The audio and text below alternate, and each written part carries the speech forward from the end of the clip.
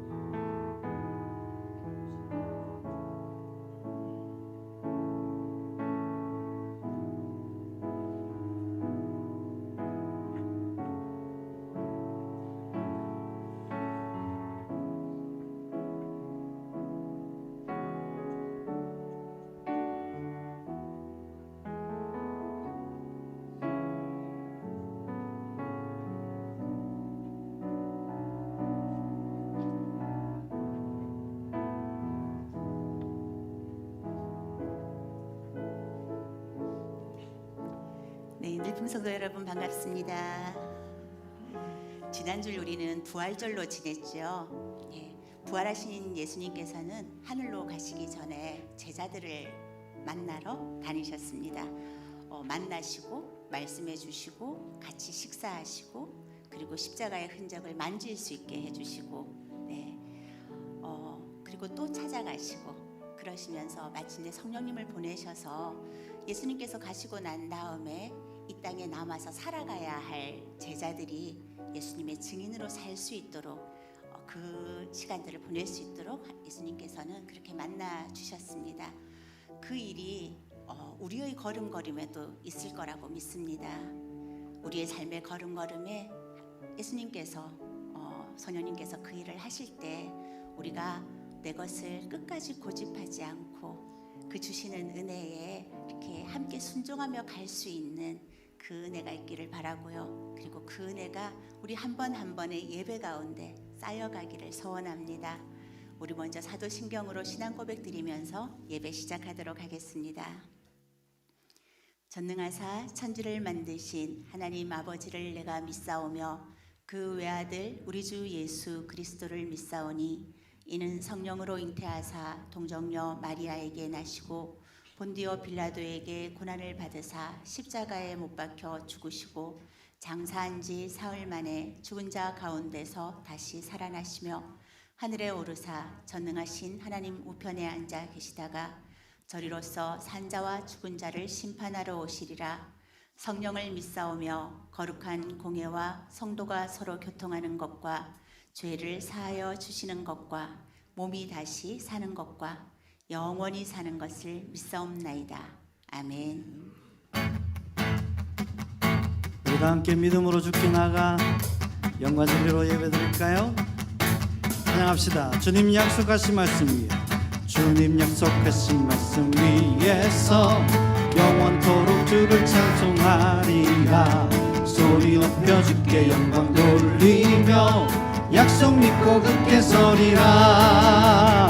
굳게 서리 영원하신 말씀 위에 굳게 서리 굳게 서리 그 말씀 위에 굳게 서리라. 주님 약속하신 말씀 세상 염려 내게 엄습할 때에 용감하게 힘써 싸워 이기며 약속 믿고 굳게 서리라.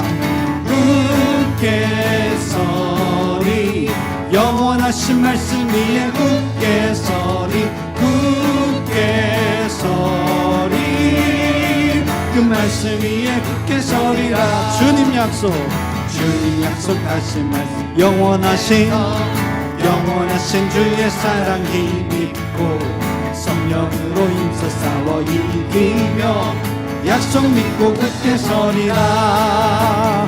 굳게 서리 영원하신 말씀 위에 굳게 서리 굳게 서리 그 말씀 위에 굳게 서리라. 주님 약속하신 말씀 성령 인도하는 대로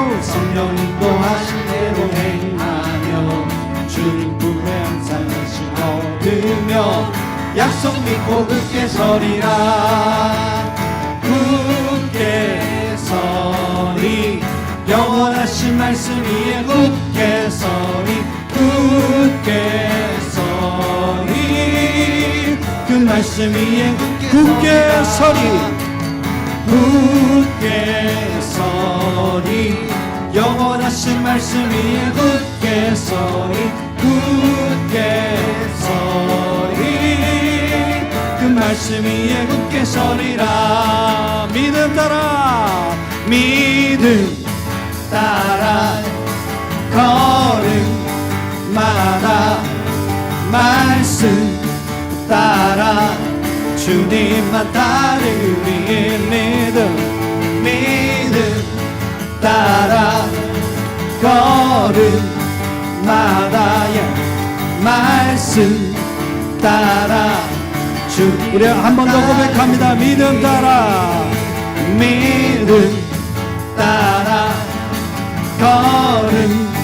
걸음마다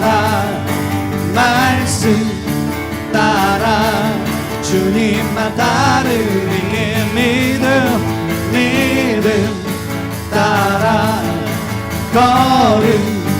걸음마다 말씀 따라 주님만 따르리 나의 가는 길 믿음 따라갈 때 그때가 날 애워싸고 떠보네 또 내 입술의 기도 믿음의 선포 주님 날 위하시면 누가 날 대적하리 믿음 따라 걸음마다의 말씀 따라 주님만 따르기에 믿음 따라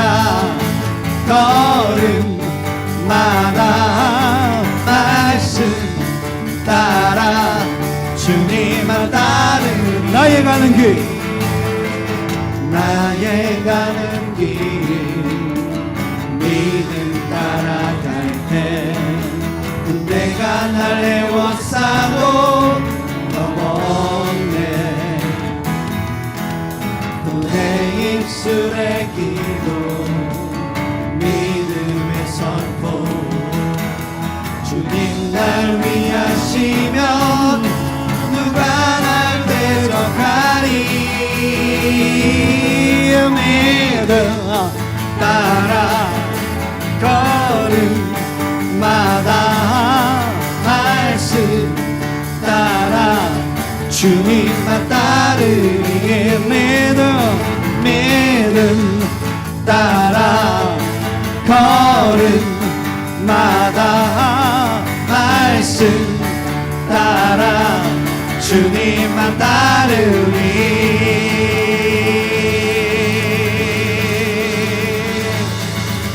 우리 주님 따라 믿음의 걸음 한 걸음 한 걸음 걸어갑시다.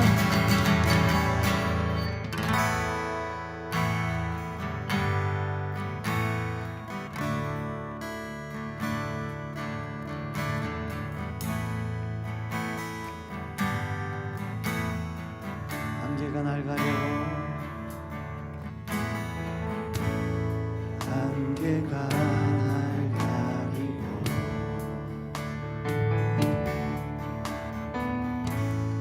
내 믿음을 드리려 할 때 나 주님께 나아가네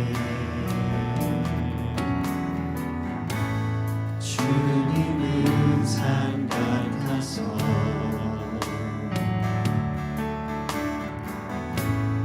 여전히 그 자리에 계셔 눈을 들면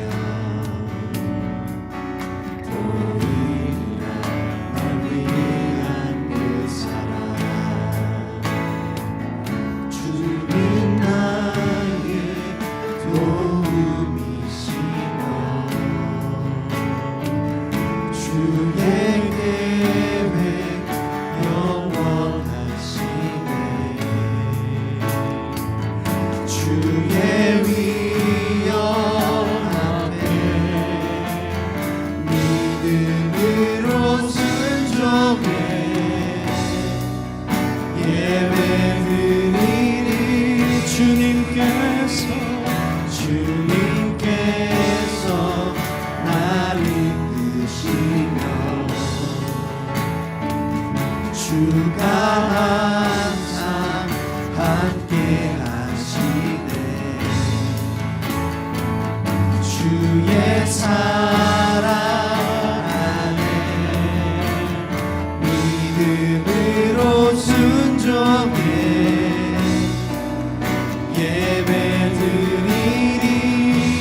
예배드리리 영원히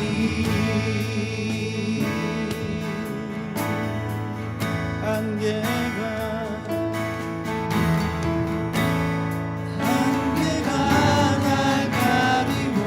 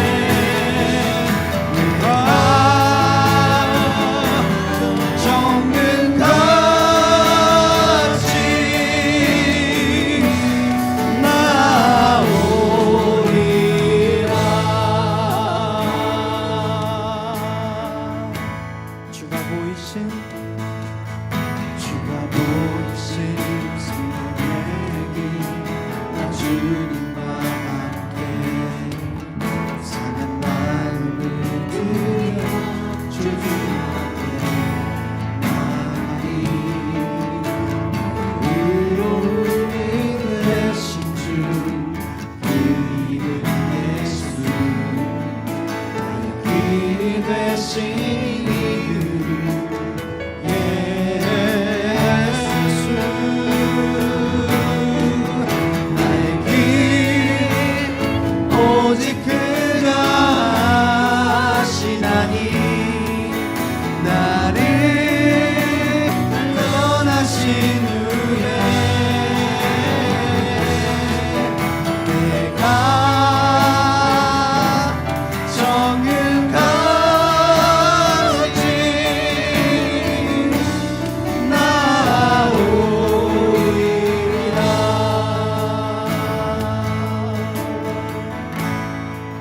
주가 보이신 생명의 길나 주님과 함께 사는 마음을 드리며 주님 앞에 나가리. 나의 의로움이 되신 주 이름 예수 나의 길이 되신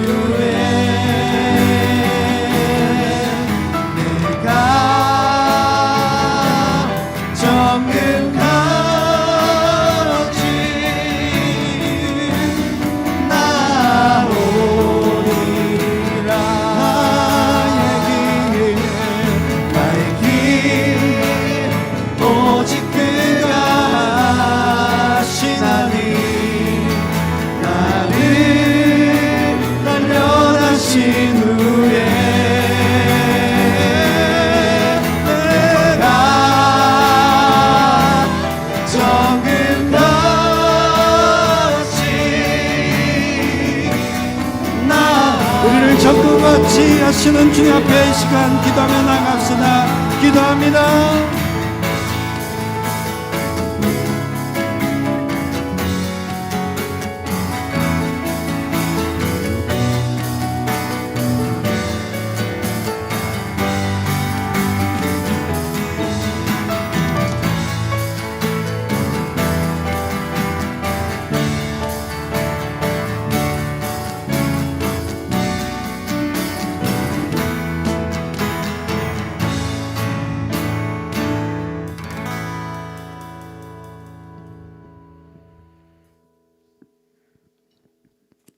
우리에게 생명을 주시고 죄에서 구원하신 하나님 아버지, 우리가 이 구원을 알게 하시고 믿음으로 고백하게 하시니 감사합니다.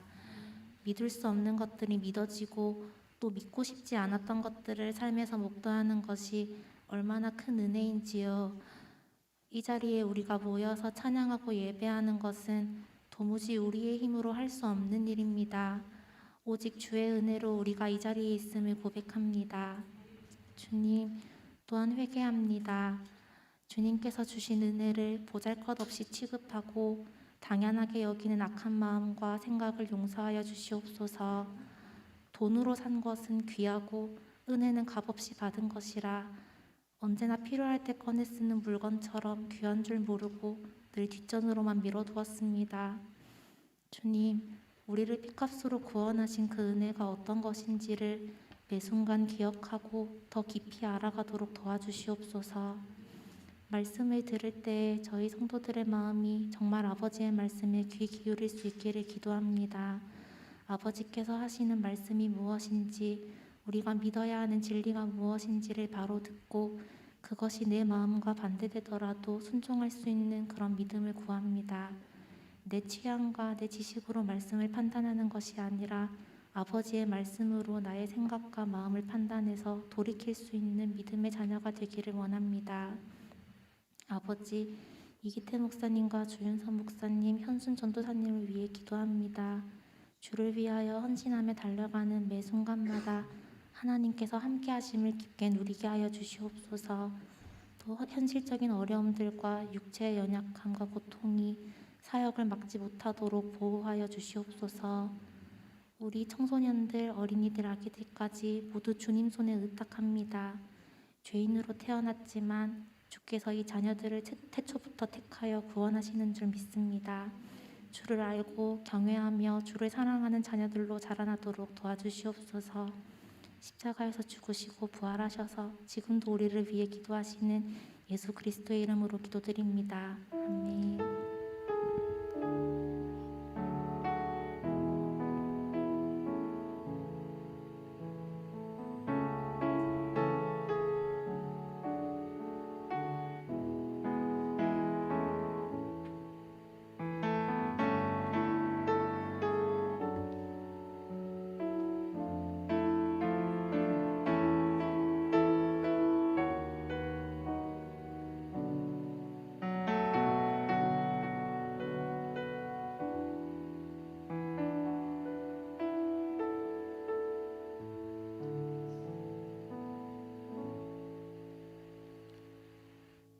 광고 말씀 먼저 드립니다. 우리 주보를 참고해 주시기를 부탁드립니다. 금주 안내와 내주 안내가 나가 있고요. 그 외에 특별한 광고는 없습니다. 이번 한 주 우리 함께 묵상하고 배울 요절 말씀 먼저 보겠습니다. 공급에 관한 말씀입니다. 빌립보서 4장 19절 말씀입니다. 함께 읽겠습니다.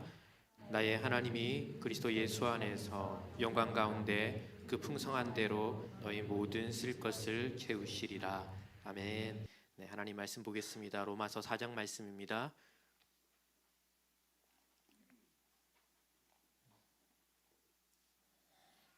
로마서 4장 1절에서 우리 8절 말씀 보도록 하겠습니다.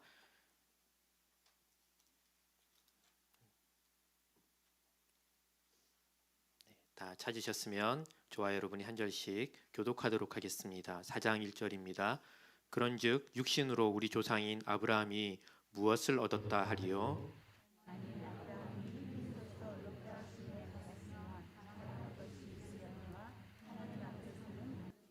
성경이 무엇을 말하느냐? 아브라함이 하나님을 믿음에 그것이 그에게 의로 여겨진 바 되었느니라.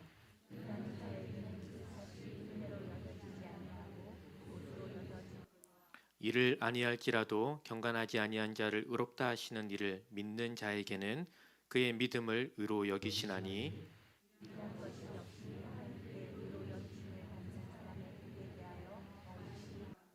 불법이 사함을 받고 죄가 가리워짐을 받는 사람들은 복이 있고 주께서 그 죄를 인정하지 아니하실 사람은 복이 있도다 함과 같으니라.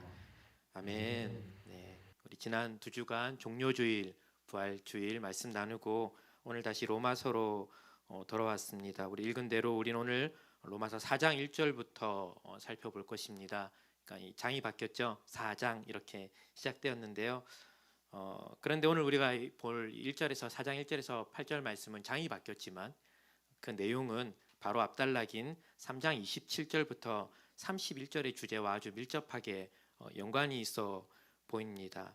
4장 1절에서 8절 말씀은 아브라함 이야기죠. 우리가 읽은 이야기 아브라함 이야기잖아요. 바울은 3장에서 다루었던 내용을 지금 4장에서 계속해서 이어가는데 이번에는 그 같은 내용을 아브라함의 이야기를 통해서 이렇게 펼쳐가겠다 이렇게 우리가 이해하면 좋겠습니다. 그러니까 오늘 우리가 살펴볼 아브라함 이야기는 이 3장 마지막에 다루었던 그 주제를 강조하거나 아니면은 더 분명하게 할 것을 우리는 예상할 수 있을 것입니다. 우리 앞단락의 주제는 3장 27절에서 28절 말씀을 통해서 잘 알 수 있는데요. 우리 같이 한번 읽어볼까요? 그런즉 자랑할 때가 어디 있느냐? 있을 수 없느니라. 무슨 법이냐? 행위로냐? 아니라 오직 믿음의 법이로니라. 그러므로 사람이 의롭다 하심을 얻는 것은 율법의 행위에 있지 않고 아멘. 네, 사람의 행위로는 하나님 앞에서 의롭다 하심을 받을 수 없고 오직 믿음으로만 의롭다 된다는 것이 바로 이 앞단락의 주제죠.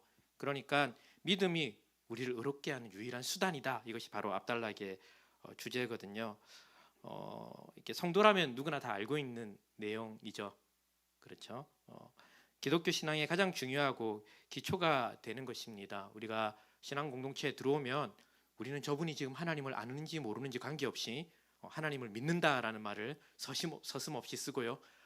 그 말을 듣는 사람도 그래 내가 하나님을 믿는 것 같아라고 우리가 이렇게 우리 모두가 그냥 공통적으로 가지는 것이 이 믿는다라는 내용입니다. 우리가 지난 3주 전에 설교에서 제가 이런 얘기를 했습니다. 익숙함의 위험함 기억나시는지 모르겠습니다. 익숙한 주제가 가지는 위험함이 있어요. 왜냐하면 익숙함이라는 것은 제대로 아는 것과 항상 같지 않은데 우리가 익숙하기 때문에 제대로 안다라고 생각하고 넘어가는 것의 위험에 대해서 얘기했습니다. 실제로 신앙 공동체 안에 있으면서 하나님을 믿는다는 것에 대한 분명한 지식과 확신이 없는 채로 있는 분들이 우리 안에 얼마든지 있을 수 있습니다. 저는 이상한 것이 아니라 당연한 것이라고 생각을 합니다. 왜냐하면 믿음은 그냥 자라지 않고요, 지식과 함께 자라기 때문입니다. 그래서 예수님을 믿는 것에는 반드시 과정이 필요하고요, 그 과정에는 시간과 노력이 필수적입니다. 그러니까 처음 신앙 공동체에 딱 들어왔을 때 과정이 전혀 없었잖아요. 그러니까 당연히 믿음이라는 것이 명확하지 않는 것이 너무 당연한 것이죠. 오히려 우리는 이것이 그냥 그분이 마음의 어떤 감정이나 몇 가지 행동을 가지고 그렇다라고 착각하는 것이 오히려 위험할 수 있다는 것이죠. 믿음이 처음 들어왔을 때 없는 것이 정상입니다. 정상.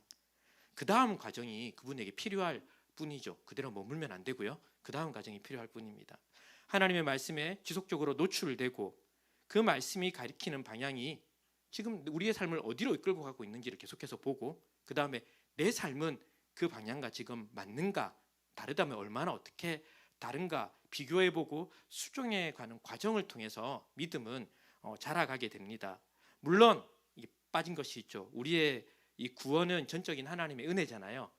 그러니까 이 은혜로 이 믿음의 과정이 시작되었고요, 그리고 하나님은 이 과정마다 은혜로 이끌어가는 것이 맞습니다. 이것이 사람의 힘으로 되는 것이 아니라 은혜가 먼저인 것이 맞습니다.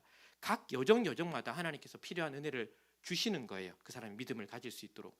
그런데 이 은혜라는 말에서 우리가 주의해야 할 것이 있습니다. 은혜로 된다는 것이 어떤 하나님의 힘으로 되는 것이니까, 어떤 우리가 가지지 못한 능력으로 되는 것이니까, 이 은혜로 된다는 것이 때때로는 이런 과정을 생략하는 것으로 우리가 오해하는 경우가 있습니다. 가야 되는데 은혜가 오면 어떻게 되는 겁니까? 내 힘이 아니라 생략된다라고 오해하지 않도록 우리는 주의해야 합니다. 지나가야 할 과정이 다 있고요, 이것이 반드시 필요합니다. 여러분, 이렇게 생각하실 때 우리의 삶이 이해돼요. 그런 생각 안 하십니까? 참 고단하고 복잡하고 의미 없는 반복적인 일상을 우리가 사는 것 같을 때가 있잖아요. 그리고 이것이 아무리 생각해봐도 내가 이 땅을 사는 동안에 계속해서 반복될 것 같다라는 생각이 우리가 들 때가 있잖아요. 명확하죠. 우리가 왜 이 삶을 살아야 하는지, 그 이유가 무엇이냐면요, 이 과정을 통해서 우리가 누구를 알아가는 겁니까? 하나님을 알고 우리의 믿음이 커가는 것이죠. 이것이 우리의 삶의 이유이고 목적이 되는 겁니다. 어떤 이유로든지 이것이 멈추어지면, 이런 과정이 멈추어지면 그분의 믿음은 자랄 수가 없어요. 교회에 얼마나 오래 있는가, 신앙의 영수와 관계없이 이것이 멈추면 그분은 자랄 수 없습니다. 개인적으로 가장 제가 두려워하는 것 중에 하나입니다. 무엇 때문이든지 제가 하나님의 말씀 앞에서 제 삶을 멈추게 되는 일이 일어날까 봐 저는 그것이 가장 두렵습니다. 왜냐하면 그것이 얼마나 사람들이 봤을 때 정당한 이유든지 그러할 만하든지 관계없이 멈추고 나면 저는 더 이상 하나님 앞에서 자랄 수가 없거든요. 하나님이 제 삶에 필요한 과정들을 가는 것들을 저는 멈춰버리는 일이 일어나는 것이죠. 여러분, 어떻게 하면 멈추지 않을까요? 간절해야 합니다. 간절해야 합니다. 예수님께서 팔복에 이렇게 시작하시죠. 누가 복이 있다고 얘기하십니까? 심령이 가난한 자가 복이 있다라고 말씀을 하셨습니다. 한마디 더 하세요. 천국이 그들의 것이다, 이렇게 얘기하세요. 여러분이 천국, 이게 하나님의 나라거든요. 하나님의 나라거든요. 하나님의 나라는 하나님의 통치가 있는 곳이 하나님의 나라입니다. 그러니까 주님 다시 오시면 온 피조 세계와 온 우주가 하나님의 나라가 된다는 말은 누구의 통치가 이루어진다는 겁니까? 하나님의 통치가, 하나님의 뜻이 어느 곳 한 군데 빠짐없이 모든 피조물과 모든 인생에 다 하나님의 뜻이 그대로 다 반영되는 그 하나님의 통치가 있는 것이 우리가 바라볼 천국인데, 재밌는 것은 누가 이것을 누릴 수 있다고 얘기합니까? 심령이 가난한 자가 누릴 수 있다라고 얘기를 하는 것이죠. 예수님께서 이렇게 말씀하시거든요. 회개하라. 무엇이 가까웠다고 얘기합니까? 천국이 가까웠다라고 얘기하는데 이 말은 이미 왔다는 의미를 가지고 있습니다. 이미 와서 완성된다는 의미를 가지고 있거든요. 그러니까 이 천국이라는 것은 마지막에 그렇게 누릴 것이지만 이미 예수님으로 말미암아 믿는 인생들마다 천국을 누릴 수 있는 것이죠. 하나님의 통치를 누릴 수 있는 것이죠. 저는 이것이 멈추어지는 것이 두려운 겁니다. 예. 하나님의 말씀 앞에서 제가 심령이 가난해져야지만 제 삶에 점점 하나님의 통치를 이루어가는 것을 바라고 수정하고 나아갈 것인데 멈추어질까 봐 두려운 겁니다. 왜 이럴까 생각해 보니까요. 제가 그렇게 태어났기 때문이에요. 저는 하나님의 통치를 원하지 않거든요. 그래서 두려운 겁니다. 언제든지 멈출 수 있다는 걸 제가 아는 것이죠. 우리 로마서에서 이미 본 말씀 아닙니까? 기록된 바 의인은 없나니 하나도 없고 깨닫는 자도 없고 하나님을 찾는 자도 없고 다 치우쳐 엉뚱한 것이 천국인 줄 알고 엉뚱한 것이 자신의 행복인 줄 알고 달려가는 것이 우리가 태어난 상태이기 때문에 그렇습니다. 그래서 우리는 끊임없이 하나님의 은혜 가운데 머물러야 하는 것이죠. 하나님께서는 신실하십니다. 근데 제가 이 두려운 가운데서도 이렇게 소망, 이렇게 별로 이렇게 뭐라 그래야 되죠? 이 두려운데 불안하지 않은 것은 하나님께서 신실하셔요.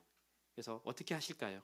하나님께서는 제 삶에 어떤 희생이 따르더라도 그 길로 가게 하시고 결국은 제가 그 길로 가는 것이 복인 줄 아는 인생으로 저를 데려가실 것이 분명하기 때문에 그것이 제가 아니라 누가? 하나님이 그런 분이기 때문에 두렵지만 불안하지 않는 것 같습니다. 믿음으로 의롭다 하심을 받는다. 우리의 어떤 행위로도 의롭다 함을 받지 못한다.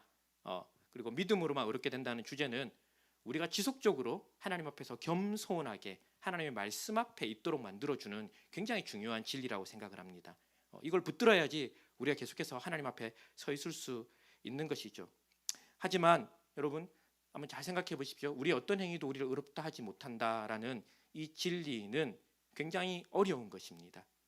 이것이 실제 우리의 삶에 적용될 때는 굉장히 어렵고 복잡한 양상으로 이게 막 일어나게 돼요.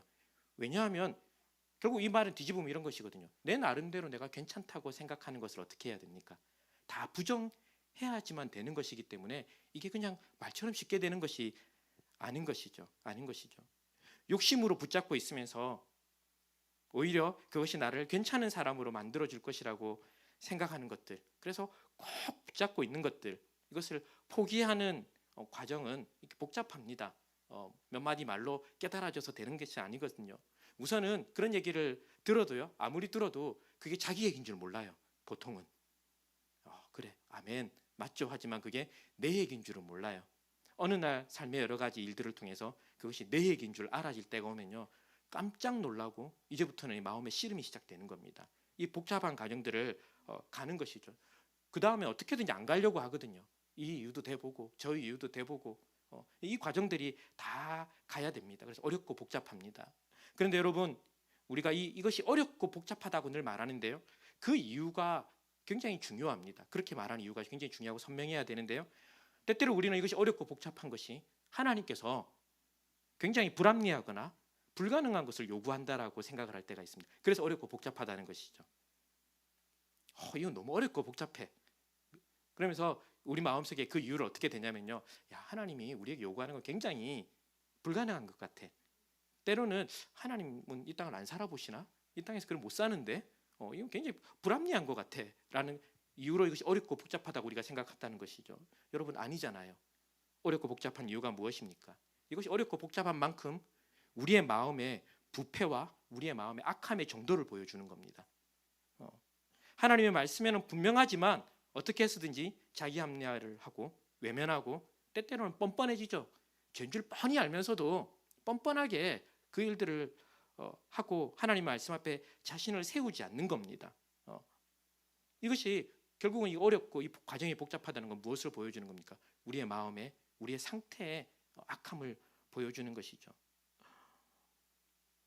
여러분, 우리 모두에게는 그래, 그 어렵고 복잡해라고 끄덕일 만한 실제로는 다 이유와 근거가 있거든요.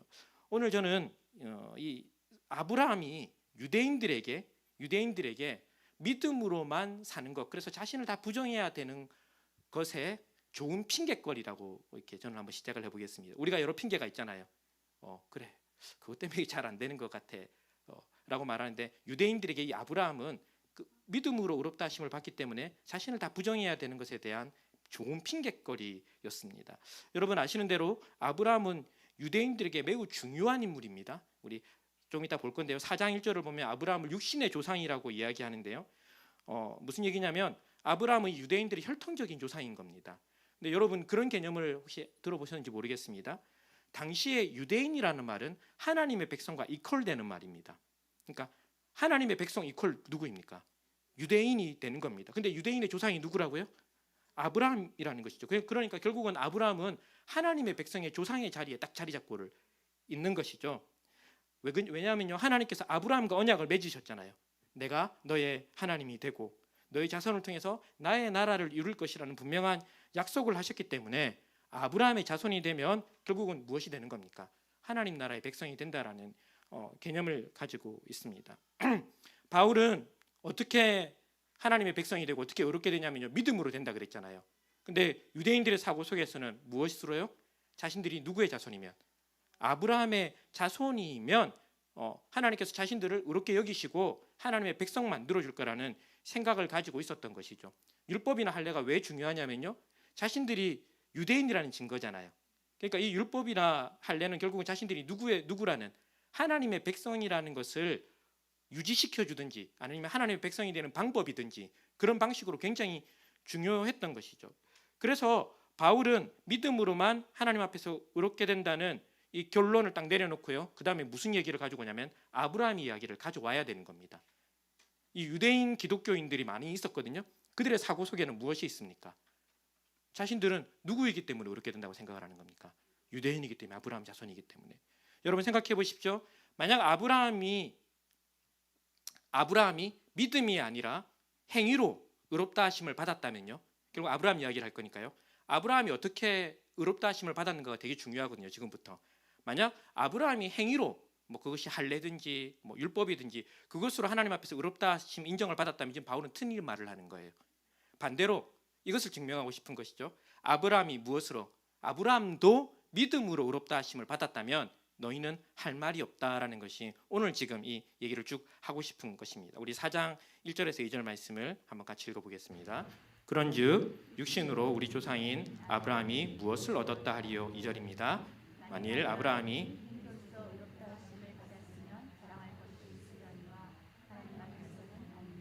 이 말입니다.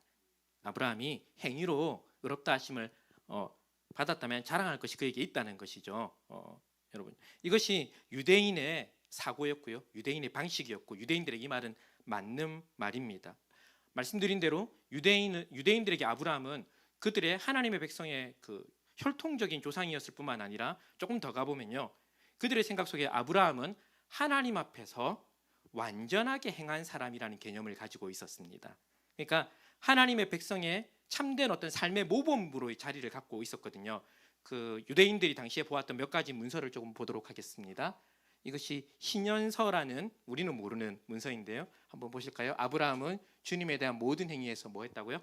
완전했고 그의 온 삶을 의로써 하나님을 기쁘시게 했다, 이런 말이 있거든요. 또 하나 더 보겠습니다. 아브라함은 이 기도였거든요. 아브라함은 당신에 대해서 죄를 짓지 않았나이다, 하나님께 하는 기도입니다. 하나 더 보겠습니다. 마카비서에 보면요, 아브라함은 시험을 받을 때 신실하였고 그것으로 그를 의로 여기지 않았는가라고 말한, 이것이 당시에 믿음의 조상일 뿐만 아니라 아브라함에 대해서 이 유대인들이 가지고 있는 생각이었거든요. 실제로 창세기 12장부터 22장까지 쭉 이야기가 나오잖아요. 이들은 이 모든 것을 통해서 아브라함이 하나님 앞에서 온전히 순종함으로 의를 얻었다라는 해석의 개념을 가지고 있었습니다. 우리 한번 창세기 내용을 잠깐 제가 짧게 한번 요약해 보겠습니다. 여러분 실제로 우리가 창세기에서 아브라함의 삶을 보면요, 아브라함은 눈에 보이지 않는 가운데, 아무런 희망이 없는 가운데 하나님을 신뢰함으로 끝까지 그 삶의 여정을 갔던 사람이잖아요. 12장에 보면 하나님께서 아브라함에게 나타나셔서 그 전에도 본토 친척 아비 집을 떠나서 나오라고 했고, 그렇게 나온 아브라함에게 네가 커다란 민족을 이룰 것이고 내가 너에게 복 주고 광대하게 하고 축복의 근원이 될 거라고 약속을 하셨습니다. 하지만 조금 시간이 지나도 아브라함의 자손이 없어서 아브라함의 마음이 흔들려요. 하나님 다시 나타나셔서 약속을 새롭게 하시는데 이번 어떻게 하시냐면 동물을 쪼개고 그 사이에 지나가게 하세요. 일종의 그 약속에 비준을 하시는 것이죠. 이것이 창세기 15장의 사건입니다. 하지만 창세기 17장쯤 가면요, 아브라함의 나이가 몇 세로 나오냐면 99세로 나와요. 사라는 90세로 나와요. 이 생물학적으로 이제 임신 가능성이 완전히 다 끝났다라고 얘기를 하거든요. 이때 하나님께서 다시 아브라함에게 약속을 하시면서 이제는 뭐라 그러시냐면요, 내가 자녀를 낳을 건데 낳으면 할례를 행해. 그리고 이 할례는 이제 너와 네 자손이 내 백성이 되겠다는 계속해서 눈에 보이는 표지가 될 거야라는 약속을 하십니다. 이것이 창세기 17장입니다. 그리고 나면은 100세에 이삭을 낳고요. 이삭에게 뭘 행합니까? 할례를 행하죠. 이거 뭐가 보이는 겁니까 지금? 이제 하나님께서 우리에게 그 약속을 하셨다는 것이 눈에 보이는 증표로서 나타난 겁니다. 여러분, 창세기의 마지막 아브라함이나 또 마지막 사건이 무엇입니까? 그런데 어느 날 하나님께서 이삭을 바치라고 얘기해요. 희생제물로. 언제까지 이걸 끌고 갑니까? 죽이기 직전까지 끌고 가요. 이걸 시험하셨죠. 아브라함이 이 시험을 통과했습니다. 그래서 결국은 약속을 믿고 하나님께서 이 아들을 죽여도 살리든지 아니면 그 다음이 끝이라는 약속을 믿고 쭉 행했던 겁니다. 그래서 유대인들은 방금 말한 이 네 가지를 전승으로 유지를 해요. 제가 이걸 요약하는 이유가 있습니다. 이들은 이것을 전승으로 유지해서 아주 정교한 스토리로 만들어 놓습니다. 그래서 오고 오는 자녀들에게 전해주는 것이죠. 그래서 이들에게 아브라함은 그 하나님 앞에서 참된 삶을 살았던 경건의 모델로서 특별한 자리를 딱 매김하고 있었던 겁니다. 여러분 보십시오. 실제로 하나님에 대한 아브라함의 믿음은 순종의 행위로 분명히 나타났잖아요. 그리고 이 행위가 하나님께서 아브라함을 의롭다고 할 만한 분명히 수단이 되어 보이지 않습니까? 얼마든지 이렇게 해석할 만한 삶을 아브라함은 살았습니다. 그리고 실제로 유대인들의 전통적인 해석은 딱 이러했어요. 분명히 아브라함은 의롭다 인정을 받을 만한 믿음의 행위들을 했고, 그리고 그 행위는 하나님이 신뢰함으로 나온 것이죠. 하지만 여기에 대한 바울의 얘기가 무엇입니까? 4장 2절을 다시 한번 보겠습니다. 만일 아브라함이 행위로서 의롭다 하심을 받았으면 자랑할 것이 있으려니와 어떻다고 얘기합니까? 하나님 앞에서 없다라고 바울이 분명하게 딱 얘기를 해버립니다. 하나님 앞에서 자랑할 것이 없다는 겁니다. 두 가지 해석이 가능합니다. 첫 번째는 아브라함의 행위가 사람들 앞에서는 얼마든지 자랑할 만한 것이라는 것이죠. 여러분 좀 그래 보이지 않습니까? 누가 이렇게 살겠습니까?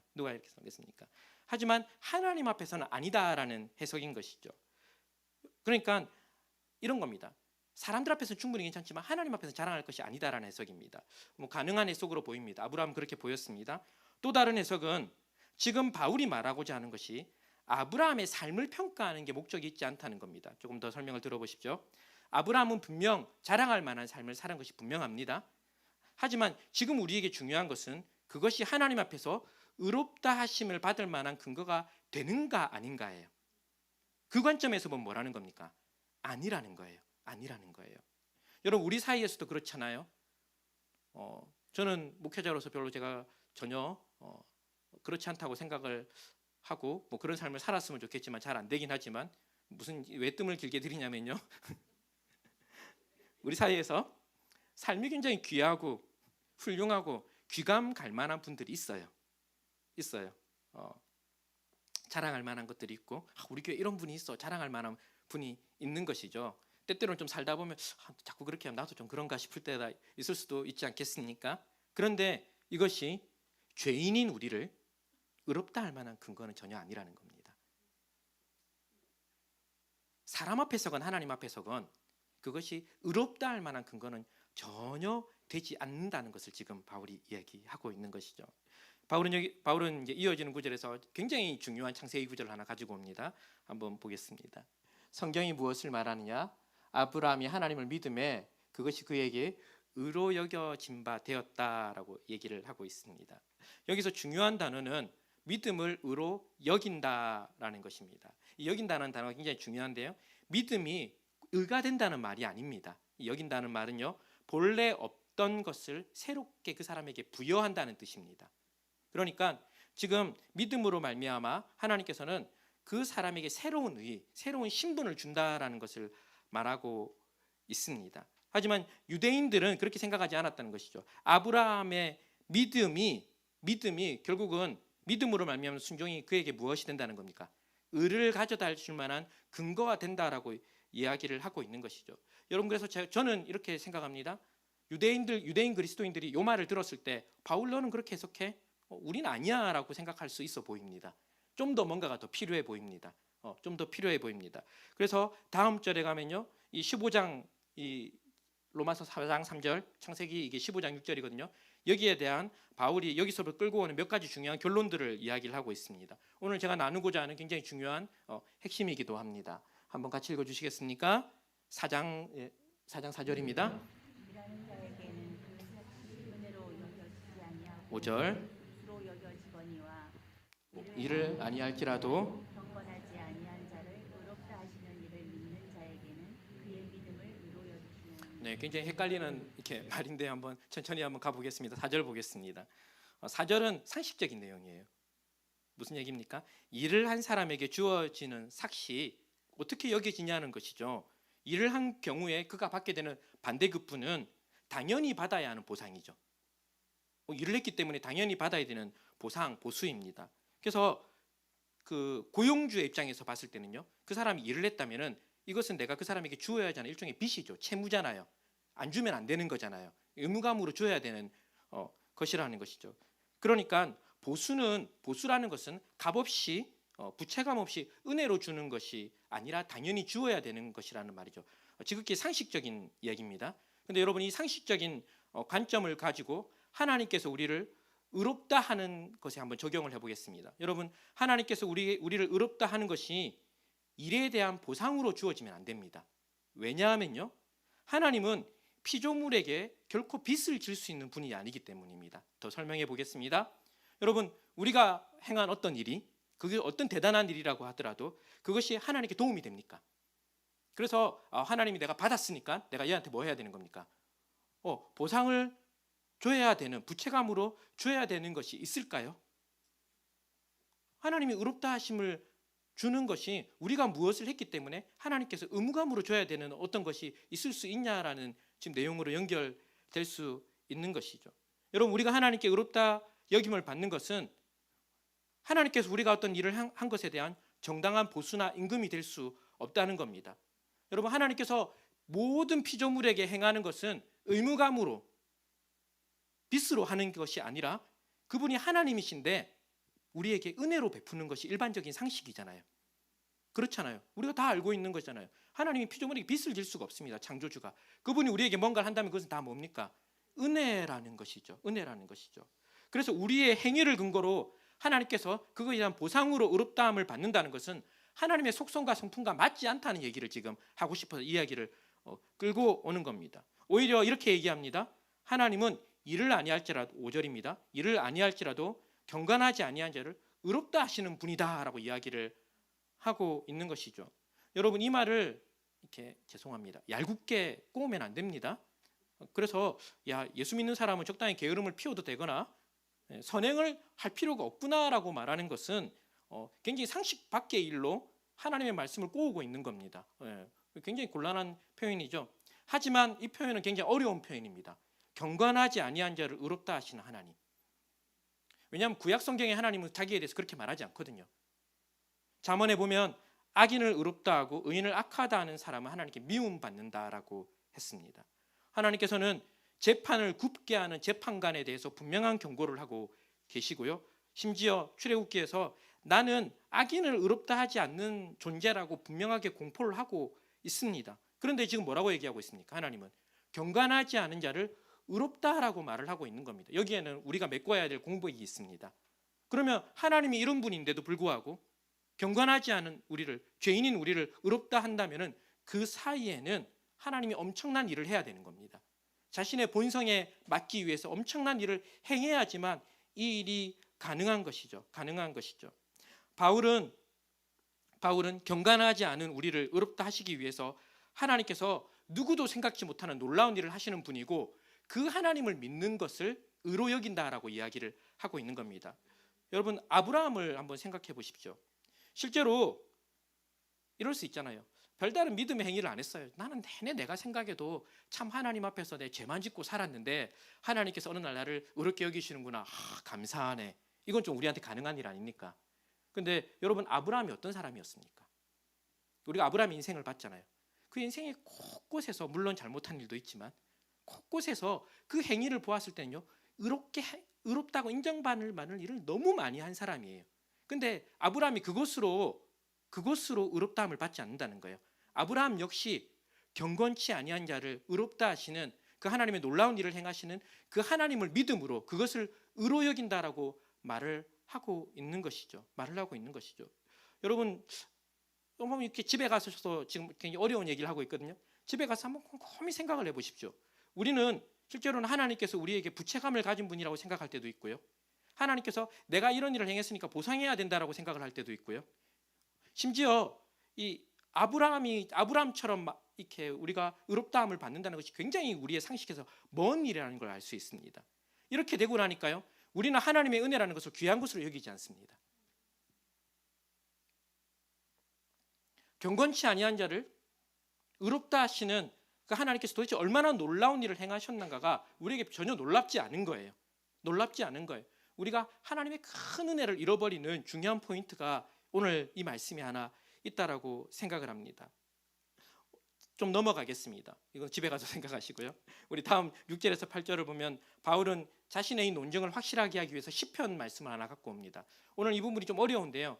이게 철저하게 유대인들 랍비들이 지금 사람을 설득하는 방식입니다. 오경에서 하나 갖고 왔잖아요. 창세기에서. 그리고 나면 그 나머지 성문서라고 불리는 또 다른 성경에서 하나를 갖고 와서 자신의 논증을 성경적이라고 이렇게 논증하는 것이 이 유대인들의 방식이거든요. 그래서 시편 말씀을 하나 갖고 와요. 시편 말씀을 하나 갖고 옵니다. 그것이 6절부터 8절 말씀입니다. 한번 보겠습니다. 일한 것이 없이 하나님께로 의로 여기심을 받는 사람의 복에 대해서 누가요? 다윗이 말한 바라고 얘기하면서 시편 32편을 하나 갖고 오거든요. 보겠습니다. 불법이 사함을 받고 죄가 가리워짐을 받는 사람이 뭐가 있다고요? 복이 있고 주께서 그 죄를 인정하지 아니할 사람은 복이 있다라고 이야기를 하고 있습니다.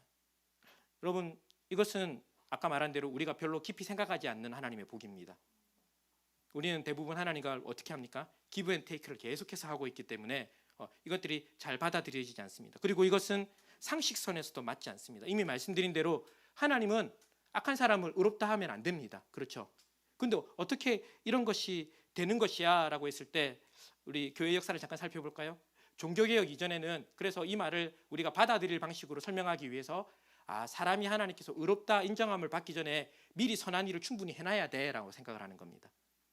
그러니까 이런 것이죠. 그 사람이 하나님의 어떤 은혜를 받아서 이미 선한 일을 충분히 하고 있을 때 하나님은 어떻게 하시는 겁니까? 이제 그 사람에게 믿음을 주고 의롭다함을 받는다라는 겁니다. 그런데 이 본문과 맞지 않아요. 본문은 그렇게 말하지 않죠. 그 사람이 우리는 어떻게 얘기합니까? 죄인일 때, 하나님과 원수되었을 때 하나님께서 사람을 의롭게 한다라고 못을 받고 있습니다. 그 이후에 그 사람은 뭐가 되는 겁니까? 성화가 일어나는 것이 우리가 받아들이는 방식이거든요. 잘못하면 하나님을 정의롭지 않은 하나님으로 만들 수 있잖아요. 그래서 신학자들은 여기 어려운 표현들을 씁니다. 예수 그리스도 안에 있는 사람은 그 그리스도의 의가 그 사람에게 전가된다 이런 표현을 써요.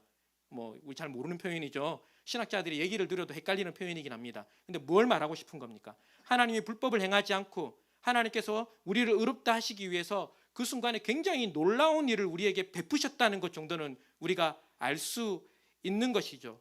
그리고 더 중요한 것은 이것이 우리에게 일어났다는 겁니다. 저와 여러분이 받는 은혜가 무엇입니까? 우리에게 어떤 것도 빚지지 않는 하나님. 우리가 무슨 선한 일을 한다고 하더라도 거기에 대한 보상으로 하나님께서 우리에게 줘야 될 의무가 없는 그 하나님. 경건치 아니하는 자를 실제로는 버려야 되지만 그 사람을 의롭다 하시는 그 하나님의 은혜가 지금 누구에게 있다는 겁니까? 저와 여러분에게 있다라는 것을 우리가 확인하고 있는 것입니다. 사랑하는 여러분, 이 은혜는 흔히 말하는 우리가 오직 은혜, 오직 믿음이라고 말하잖아요. 실제로 우리의 모든 것을 압도하는 은혜입니다. 여러분이 무슨 상황에 있든 어떤 이유가 있든 어떤 이유로 하나님의 은혜를 좀 밀어내고 있든 여러분 삶에 무슨 일이 있어서 하나님을 선하다고 말하지 못할 만한 상처가 있건 어려움이 있건 상황이 있건 관계없이 하나님의 은혜는 그 모든 것과 관계없이 우리를 압도하는 놀라운 은혜로 우리를 의롭다 하신다는 것이 실제로는 우리가 가지는 믿음이고 우리가 하나님께로 받고 있는 것입니다. 사랑하는 여러분, 이 은혜가 저 여러분에게 있으셨으면 좋겠습니다. 나의 해석과 판단을 내려놓고 하나님의 존재가 어떤 분인가, 하나님이 어떤 일을 하셨는가로 충분히 생각하고 그것으로 말미암아 흘러나오는 내 삶에 대한 해석으로 우리의 삶이 은혜롭게 되는 그런 놀라운 것이 저와 여러분의 있기를 소망합니다. 여러분 좀 말씀을 좀 여러 번 들으셨으면 좋겠습니다. 저도 정리하면서 쉽지 않겠다는 생각을 했습니다. 하지만 곰곰이 생각해 볼 때 이것이 우리가 가지고 있는 논리들을 깨기 시작하고요, 결국은 이 말씀 앞에 서서 이것이 내 해석을 압도할 때까지 여러분 좀 머무셔야 합니다. 회개하셔야 하고요, 돌이키셔야 하고 포기해야 합니다. 말씀드린 대로 과정이 필요합니다. 여러분, 이 과정 없이 될 거라고 생각을 하지 마십시오. 반대로 얘기하면요, 과정을 멈춰버리면 5년이 지나도 10년이 지나도 딱 그 믿음 그대로입니다. 늘 하던 생각, 늘 하던 말 그대로 합니다. 그리고 계속해서 자신이 원하던 걸 하나님께 요구하고 있는 것이죠. 하나님의 은혜를 찾아볼 수가 없습니다. 감사를 찾아볼 수가 없고 하나님에 대한 믿음의 반응을 찾아볼 수 없는 것이죠. 오늘 이 진리의 말씀이 저와 여러분의 생각을 해석하고 더 깊은 은혜로 데려가는 복이 있기를 주님의 이름으로 축원드립니다. 우리 함께 찬양하고 기도하도록 하겠습니다.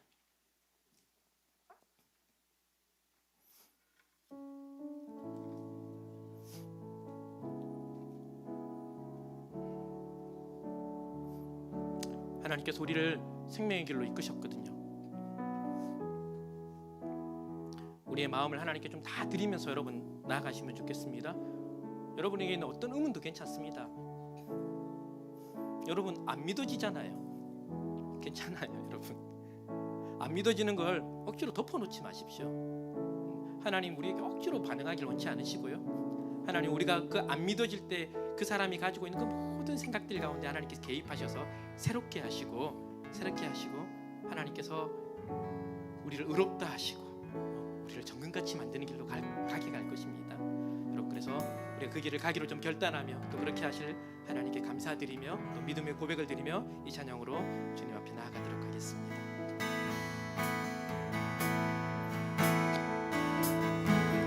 주가 보이신 생명의 길, 나 주님과 함께 상한 마음을 들이며 주님 앞에 나가리.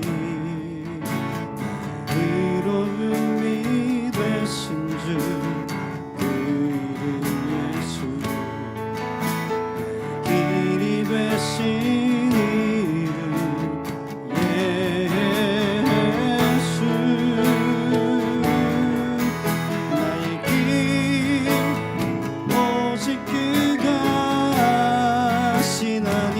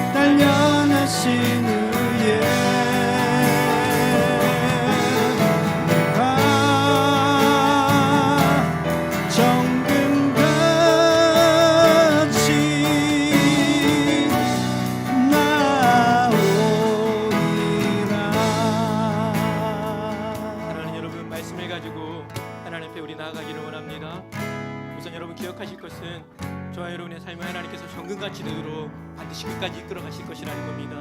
하나님 신실하십니다. 그리고 그 과정에서 하나님은 우리의 의가 아니라 하나님의 의가 내 의가 되도록 우리가 하나님의 통치 가운데 하나님의 천국 가운데 머물도록 우리를 이끌어 가실 것이라는 겁니다. 여러분 그 과정에 하나님의 신실하심을 의지하십시오. 여러분의 경험과 여러분의 생각의 판단들이 참 중요합니다. 여러분 결코 무시하지 마십시오. 하나님께서는 그것들을 없다 하지 않으십니다. 하지만 하나님께서는 은혜로 그것들을 다 새롭게 해석하시고 우리가 그것을 모두 가지고 하나님을 찬양하고 하나님의 이름을 높여드리는 사람으로 데려갈 것입니다. 여러분의 삶에 지금 현장의 고민들, 생각들을 가지고 또 하나님의 도우심이 필요하면 도우심을 구하며 또 하나님을 기대하기를 원한다면 기대하며 믿음의 고백을 드리며 주님 앞에 나아가도록 하겠습니다. 기도하겠습니다. 하나님 앞에 하나님 나아가면서 하나님 제게 있는 어떤 결단과 하나님 어떤 의식으로 하나님 그것이 내 의가 될 수 없는 것을 주님 고백합니다. 하나님 오히려 하나님 내가 스스로 나를 증명하려고 하고 하나님 세상의 것이 되었든 하나님의 것이 되었든 하나님 그것을 가지고 하나님의 자리에 놓으려고 하는 하나님 그것을 하나님 내려놓고 하나님만이 나의 의가 되는 하나님 나를 천국과 같이 만드시는 하나님 그 과정으로 하나님께서 이끄시는 것을 주님 우리가 믿음으로 고백합니다. 하나님 이 여정에 하나님의 신실하심을 의지합니다. 하나님 나의 믿음이나 나의 생각이나 나의 지식을 의지하지 아니하고 하나님만을 의지할 수 있도록 하나님께서 내 삶을 세밀하게 간섭하실 수 있습니다. 하나님 때로는 잘못된 선택을 하고 때로는 고집스럽게 된 것을 하나님 붙들고 있기도 하지만 신실하신 하나님께서 내 삶에 세밀하게 간섭하셔서 하나님만이 나의 의가 되도록 하나님의 믿음으로 살아가는 자가 되도록 믿음만이 나를 의롭다고 말하고 하나님 내게는 어떤 것도 하나님 앞에서 자랑되지 아니하고 하나님 그것으로 나를 증명하지 아니하고 그것으로 증명하려고 불안해하지 아니하고 하나님을 의지함으로 하나님 주시는 마음으로 하나님 주시는 은혜로 하나님 나를 세워갈 줄 믿습니다. 하나님의 주권을 하나님께 올려드립니다. 하나님 주도권을 하나님께서 가지고 계시고 하나님의 신실하심과 하나님의 전능하심과 하나님의 일하심으로 말미암아 일이 이루어질 것을 믿고 그분께 나의 마음을 드리고 하나님 나아가기를 원합니다. 하나님 오늘도 하나님 앞에 예배드리러 나왔지만은 하나님 우리는 여전히 내가 하나님 앞에서 이런저런 것을 할 수 있는 존재로 힘을 얻으려고 내게 있는 근거로 나를 평안하게 만들려고 하나님 나온 존재인 것을 주님 고백합니다. 하나님께서 잘 알고 계시죠. 하나님 그래서 오늘 이 바울이 아브라함이 예를 드는 것처럼 하나님 우리를 또다시 오늘 주의 말씀으로 설득하셔서 하나님 그것으로 우리가 살 수 있는 것이 아니라 하나님이 어떠한 분인 줄 알고 하나님께서 이루시는 의지할 때만 우리가 살 수 있는 존재라는 것을 주님 말씀해 주셔서 감사합니다. 믿음의 싸움을 싸워 나가겠습니다. 하나님 실패할 것이 분명하기에 두렵지만 하나님께서 그 실패를 통하여 오히려 나를 하나님이 더 깊은 곳으로 데려가고 하나님 내 인생을 내가 책임지려고 붙들려고 하는 그 모든 어려움과 그 고통과 불안 속에서 나를 해방시키고 하나님만이 나를 의롭게 한다는 것 때문에 천국을 누리는 자로 정금같이 우리를 이끌어 가실 것을 믿습니다. 하나님 이번 한 주도 주님 세밀하게 역사하여 주시옵소서. 우리의 마음을 아시는 주님께서 말씀하여 주시고 기도할 때마다 우리의 마음의 불평과 어려움으로 하나님 앞에 나아갔지만 하나님의 기도의 자리가 끝날 때는 하나님의 말씀으로 나의 삶을 해석하고 주님 주시는 힘으로 기도의 자리에 일어서는 기도의 자리가 우리 모두에게 있게 하여 주옵소서. 하나님 내 생각으로 이 세상의 것으로 나의 삶을 다 해석해서 불안하고 주님 어려움 끝에 있을 때 하나님 절망하지 않고 다시 주의 말씀 듣고 말씀으로 아멘하고 힘과 용기를 얻고 우리를 정금케 하시는 그 하나님께 순종하며 한 걸음 나아가는 이번 한 주 되도록 우리 모두에게 은혜를 더하여 주시옵소서. 하나님 오늘도 주님 앞에 기쁜 마음으로 감사하는 마음으로 찬화해 드린 심령마다 주님께서 은혜 복의 복 하나님 특별히 믿음으로 그렇게 하시는 복을 더하셔서 세상에 매이지 아니하고 하나님 이 땅의 것으로 하늘의 것을 누리며 사는 은혜를 더하여 주시옵소서. 여호와는 내게 복을 주시고 너를 지키시기를 원하며 여호와는 그 얼굴을 내게 비추사 은혜 베푸시기를 원하며 여호와는 그 얼굴을 내게로 향하여 드사 평강 주시기를 원하노라. 지금은 우리 주 예수 그리스도의 크신 은혜와 하나님 아버지의 말로 다 할 수 없는 그 풍성한 사랑하심과 성령님의 감화 감동 교통 충만케 하심이 이 자리에 머리 숙인 모든 주의 백성 위에, 사랑하는 을풍교회 모든 성도들의 삶 위에, 가정 위에, 직장 위에, 심령 위에, 있는 모든 것 위에 지금으로부터 영원토록 함께 있을지어다. 아멘.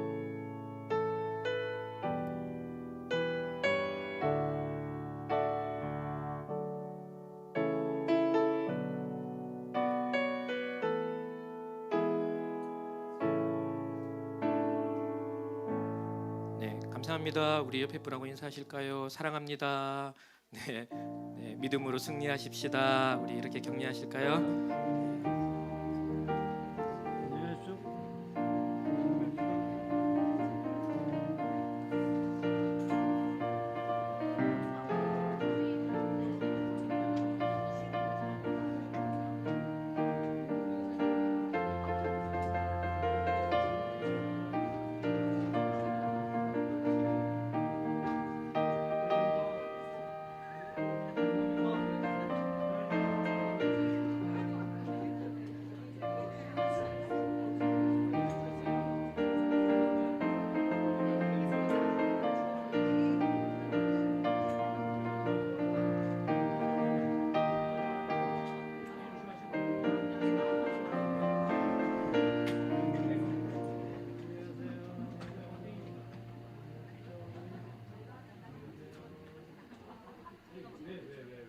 이보다 낫구만.